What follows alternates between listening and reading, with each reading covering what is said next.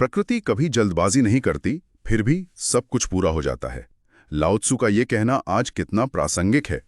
आज की चर्चा में आपका स्वागत है।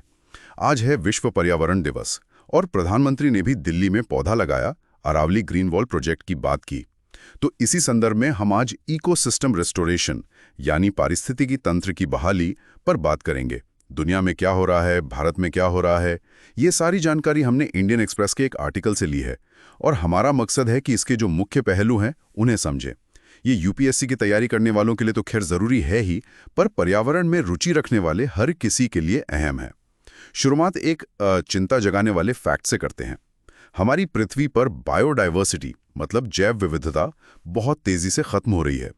जो नॉर्मल रेट है उससे 10 से 100 गुना तेज़ी से प्रजातियां विलुप्त हो रही हैं। 100 गुना तेजी से? हाँ, और भारत में ही देखें तो करीब 30% ज़मीन डिग्रेडेड है, मतलब उसकी प्राकृतिक गुणवत्ता कम हो गई है। तो ये संकट असल में कितना बड़ा है और दुनिया भर में इसे कैसे देखा जा रहा है? देखिए, ये समझना बहुत ज़रूरी है कि ये ग्लोबल क्राइसिस कितना बड़ा है।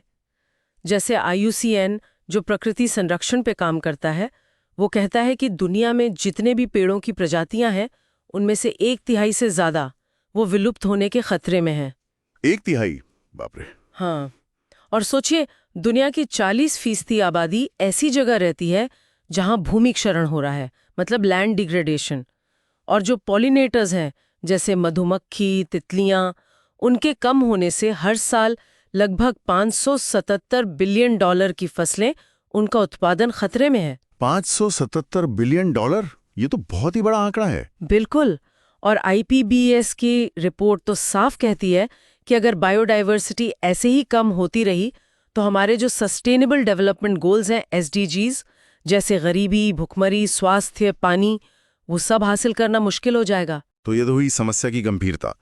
वैश्विक स्तर पर क्या बड़े कदम उठाए गए इससे निपटने के लिए? कुछ समझौते, कुछ ट्रीटीज? हाँ, कोशिशें तो हुई हैं। IUCN तो 1948 से ही काम कर रहा है, उसकी रेड लिस्ट बहुत महत्वपूर्ण है। फिर वेटलैंड्स के लिए रामसर कन्वेंशन है, जानवरों पौधों के अवैध व्यापार को रोकने के लिए साइट्स है, मरुस्थलीकरण रोकने के लिए UNCCD और बायोडाइवर्सिटी के लिए CBD। ये सब अहम हैं। अभी हाल में कुनुंग मॉन्ट्रियल फ्रेमवर्क भी आया है, जिसमें लक्ष्य रखा है कि 2030 तक 30% खराब इकोसिस्टम को ठीक करना है। और UN ने तो 2021 से 2030 को इकोसिस्टम रेस्टोरेशन दशक ही घोषित कर दिया है। अच्छा, तो काफी कुछ हो रहा है। हाँ, हो तो रहा है, लेकिन एक बात है, इतने सारे प्रयास हैं, पर कोई एक सिंगल सबको साथ लाने वाला और कानूनी तौर पर बाध्यकारी फ्रेमवर्क, मतलब जो सबको मानना ही पड़े, उसकी कमी अभी भी महसूस होती है। सब अलग अलग चल रहा है। अच्छा, ये एक गैप है। अब भारत पर आते हैं। आपने शुरू में बताया 30% जमीन डिग्रेडेड है। यहाँ स्थिति कितनी चुनौतीपूर्ण है, और जैसे वो अरावली ग्रीन वॉल प्रोजेक्ट है, क्या ये उसी दिशा में एक कदम है? बिल्कुल। भारत में चुनौती कम नहीं है। 30% जमीन डिग्रेडेड 25% मरुस्थलीकरण की तरफ बढ़ रही है, और हमारा जो जंगल कवर है वो भी टारगेट 33% का है, पर अभी है 24.62% के आसपास। तो अरावली ग्रीन वॉल जैसी परियोजनाएं इसी दिशा में है। अरावली रेंज जो थार रेगिस्तान की धूल रोकती है, उसका काफी क्षरण हुआ है। पेड़ कटे, माइनिंग हुई, शहर बढ़े, तो उसको फिर से हरा भरा करने की कोशिश है। तो भारत ने और क्या कदम उठाए हैं, कानूनी तौर पर या सरकारी कार्यक्रमों के जरिए? भारत ने कई स्तरों पर काम किया है।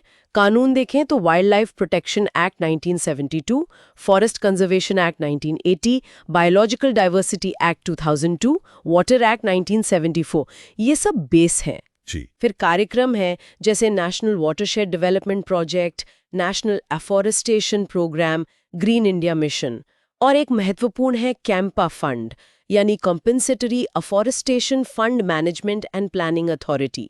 अगर कहीं जंगल कटता है तो उसके बदले पैसा जमा होता है, जिससे कहीं और पेड़ लगाए जाते हैं। अच्छा, ये कैंपा वाला इंटरेस्टिंग है। हाँ, और नदियों के लिए नमामि गंगे, यमुना एक्शन प्लान जैसे प्रोग्राम है।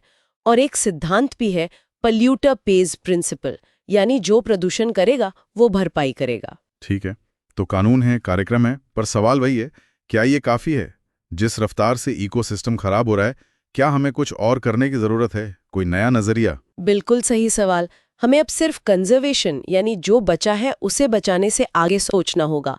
अब जरूरत है एक्टिव रीजनरेशन की, यानी जो खत्म हो गया है उसे सक्रिय रूप से वापस लाने की। Active regeneration. हाँ, अभी क्या है कि भारत के कानून और प्रोग्राम थोड़े बिखरे हुए लगते हैं, फ्रैगमेंटेड हैं। इसलिए एक ज़रूरत महसूस होती है एक comprehensive national ecosystem restoration framework की। एक अम्ब्रेला फ्रेमवर्क जैसा। हाँ, बिल्कुल, जो साइंटिफिक बेसलाइन और बायोडाइवर्सिटी मैपिंग पर आधारित हो, जो सेंटर से डिस्ट्रिक्ट लेवल तक अनिवार्य हो, और सबसे ज़रूरी जिसमें लोकल कम्युनिटी की सक्रिय भागीदारी हो, मतलब बॉटम अप अप्रोच। ये बॉटम अप अप्रोच क्यों इतना महत्वपूर्ण है? क्योंकि देखिए, जमीन से सबसे ज्यादा जुड़े तो स्थानीय लोग ही होते हैं ना। उनके पास पारंपरिक ज्ञान होता है, और कोई भी रेस्टोरेशन का प्रयास तभी सफल होगा जब वो उसमें शामिल होंगे, उसे अपना समझेंगे। और हाँ, एक और बात, जी। लकड़ी मिलेगी या पानी साफ होगा, हमें प्रकृति का अपना जो मूल्य है उसकी इंट्रिंसिक वैल्यू उसे समझना होगा, जिसे बायोसेंट्रिज्म कहते हैं, यानी सभी जीव जंतुओं को नैतिक दायरे में रखना, सिर्फ इंसानों को नहीं। बायोसेंट्रिज्म, ये एक गहरा विचार है। तो हमने समझा है कि इकोसिस्टम का खराब होना एक ग्लोबल संकट है। भारत समेत दुनिया भर में प्रयास चल रहे हैं, लेकिन अब जरूरत है एक ज्यादा सक्रिय, इंटीग्रेटेड और शायद कहें तो प्रकृति केंद्रित नजरिए की।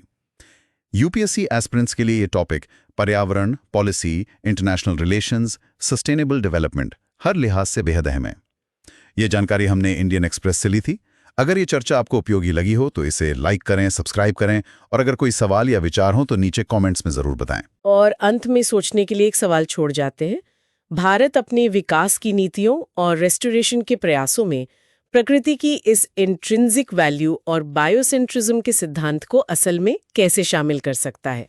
कैसे हम सिर्फ मानव केंद्रित फायदों से आगे बढ़कर एक सच्चे इकोलॉजिकल बैलेंस की तरफ जा सकते हैं?